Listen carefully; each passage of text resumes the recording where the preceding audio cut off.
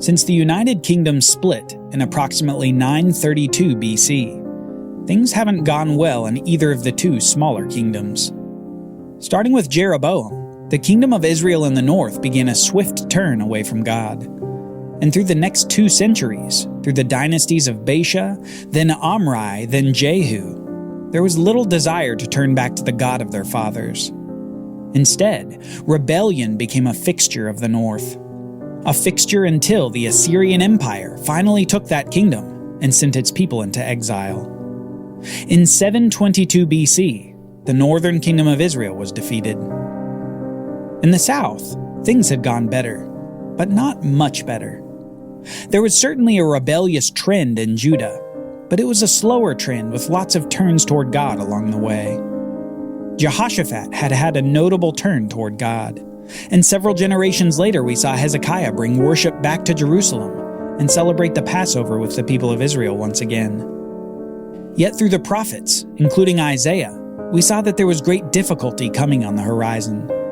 Despite a few righteous turns along the way, Judah was headed toward disaster. Not at the hand of Assyria, but at the hand of their rival to the south. Babylon would eventually come to defeat Judah. Jerusalem, God's city and the city of the Davidic kingship, would be decimated by an ancient enemy of God. But there was still time for Judah. Perhaps God might even have mercy on them. Perhaps he would give more life to the kingdom just like he'd given more life to Hezekiah. Maybe with a continued righteous renaissance, he would relent from his judgment. But with the final death of Hezekiah, his 12-year-old son rises to the throne. An opportunity for continuing a God-honoring kingship that's quickly squandered. We read this in 2 Kings chapter 21. Manasseh did what was evil in the sight of the Lord, according to the despicable practices of the nations whom the Lord drove out before the people of Israel. For he rebuilt the high places that Hezekiah his father had destroyed, and he erected altars for Baal, and made an Asherah, as Ahab the king of Israel had done, and worshipped all the host of heaven and served them. He built altars for all the host of heaven in the 2 courts of the house of the Lord.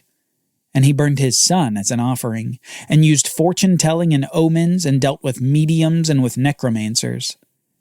He did much evil in the sight of the Lord, provoking him to anger. And the carved image of Asherah that he had made he set in the house of which the Lord said to David and to his son Solomon, "In this house, and in Jerusalem which I have chosen out of all the tribes of Israel, I will put my name forever." Manasseh, it turns out, is not like his father. He doesn't just do evil like Ahab had done in the north, but he does even worse evil than the Canaanites themselves who occupied the land before Israel came in to conquer them. He builds altars to Baal. He builds an Asherah pole and places it in the temple. And he burns his son as an offering to a false god. In some ways, it's hard to imagine how such a good king like Hezekiah could have such a wicked son like Manasseh. Some apples, it seems, actually do end up falling a long way from the tree. Manasseh, this wicked son of Hezekiah, becomes emblematic of Judah's trend toward evil. And God sends the prophets to this wicked king, saying, "Because Manasseh, king of Judah, has committed these abominations, and has done things more evil than all the Amorites did who were before him, and has made Judah also to sin with his idols. Therefore thus says the Lord, the God of Israel, Behold, I am bringing upon Jerusalem and Judah such disaster that the ears of everyone who hears it will tingle. I will wipe Jerusalem as one wipes a dish, wiping it and turning it upside down. And I will forsake the remnant of my heritage, and give them into the hand of their enemies.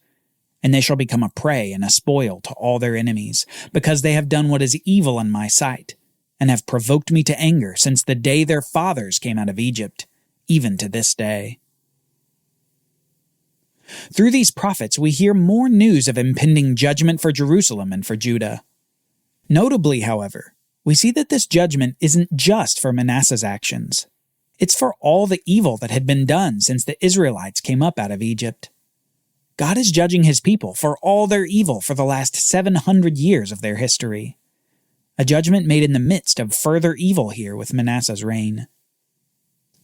Yet Manasseh, for all his evil, does have a turn back toward God later in his reign. But just as the judgment is not merely for the evil he perpetrated, so his repentance doesn't forestall the now apparently inevitable defeat of the nation. Manasseh dies in a better state than his beginning years, but his legacy is largely that of his immense evil in his early years. When his grandson comes to reign, however, we see perhaps who Manasseh should have been after Hezekiah.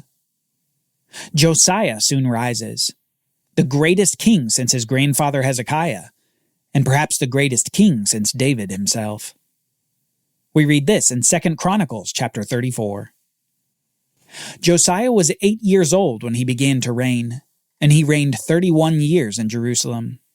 And he did what was right in the eyes of the Lord, and walked in the ways of David his father, and he did not turn aside to the right hand or to the left.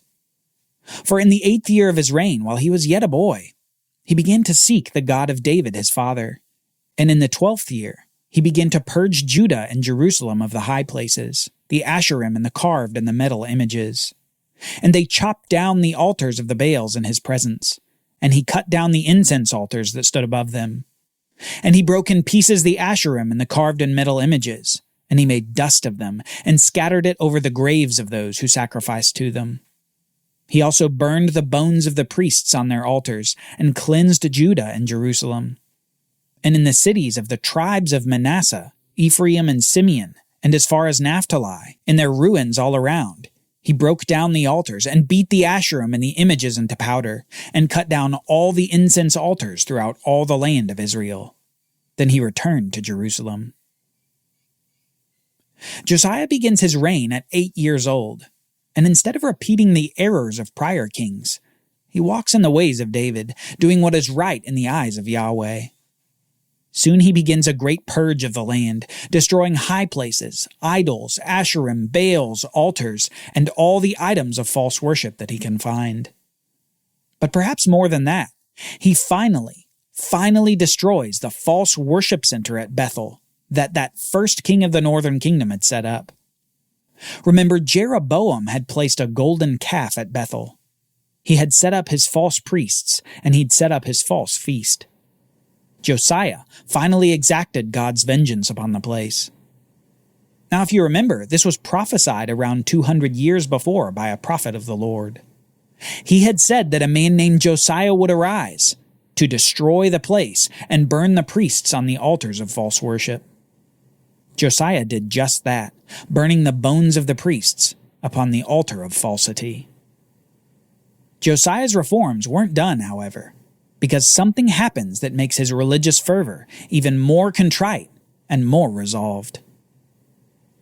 One day in the 18th year of Josiah's reign, a priest who's helping clean up and restore the temple complex finds, of all things, the book of the law, the writings of Moses describing the law that God had given the people of Israel, a discovery that sent the king into mourning. Apparently, worship of Yahweh had fallen so far out of favor with the prior two kings, especially with Manasseh, that most of the copies of the law were destroyed. It seems that someone had hidden one away in the temple, hoping that some future generation would rediscover true worship of the true God. Josiah turned out to be the king of such a generation. Josiah mourns for the fact that the nation has been so unfaithful and resolves to turn them back to the Lord. So we read this, starting in verse 29. Then the king sent and gathered all the elders of Judah and Jerusalem. And the king went up to the house of the Lord, with all the men of Judah and the inhabitants of Jerusalem, and the priests and the Levites, all the people, both small and great. And he read in their hearing all the words of the book of the covenant that had been found in the house of the Lord. And the king stood in his place, and made a covenant before the Lord, to walk after the Lord, and to keep his commandments and his testimonies and his statutes with all his heart and all his soul, to perform the words of the covenant that were written in this book. Then he made all who were present in Jerusalem and in Benjamin to join it. Josiah is doing his best to restore what the nation had lost, and he doesn't stop at making a covenant to do all that the law required. He keeps the Passover, just like his grandfather Hezekiah before him had done. Even in this, however, Josiah goes the extra mile, For the sacrifices of the day, Josiah himself contributes over 30,000 animals from his flocks. And the people, the priests and the Levites, follow all the prescriptions in the law of Moses for the feast, and for its sister feast, the Feast of Unleavened Bread. Concerning this event, we read this. So all the service of the Lord was prepared that day, to keep the Passover and to offer burnt offerings on the altar of the Lord, according to the command of King Josiah. And the people of Israel who were present kept the Passover at that time, and the Feast of Unleavened Bread 7 days. No Passover like it had been kept in Israel since the days of Samuel the prophet. None of the kings of Israel had kept such a Passover as was kept by Josiah, and the priests and the Levites, and all Judah and Israel who were present, and the inhabitants of Jerusalem. In the 18th year of the reign of Josiah, this Passover was kept. Josiah even outdid David in keeping the Passover. You can imagine that this may have caused some people to begin whispering among themselves. Could this be the one to reign on David's throne forever? Could perhaps Josiah be the Messiah they'd been waiting for? Sure, there's a lot left to fulfill, but he's still a young man. Perhaps he's the one. Sadly for Josiah, and for the kingdom, this didn't end up being the case. Despite all his God-honoring endeavors, what he ends up doing is standing in the breach of a zeitgeist that he cannot stand against. God has announced judgment upon Jerusalem and Judah, and judgment is coming before the Messiah arises. Josiah dies at the young age of 39, getting involved in a regional war that will shift the global balance of power. Little Judah is caught in a movement of empires, and Josiah, trying to get involved, dies in the plain of Megiddo to Egyptian forces moving north. These forces of Egypt are moving north to a battle that will be the end of a great empire and the rise of a new one. Assyria is about to give way to a new power.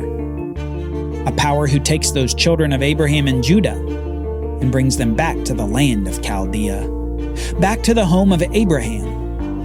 Abraham had come up from Ur of the Chaldeans upon the call of God, and his nation would return in chains.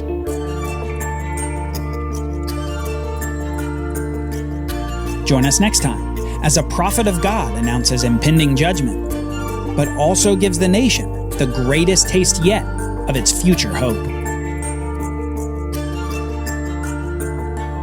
For Bible readings, reflection questions, and quizzes, don't miss the Bible Brief app. Available on iOS and Android, so you can go deeper into the story.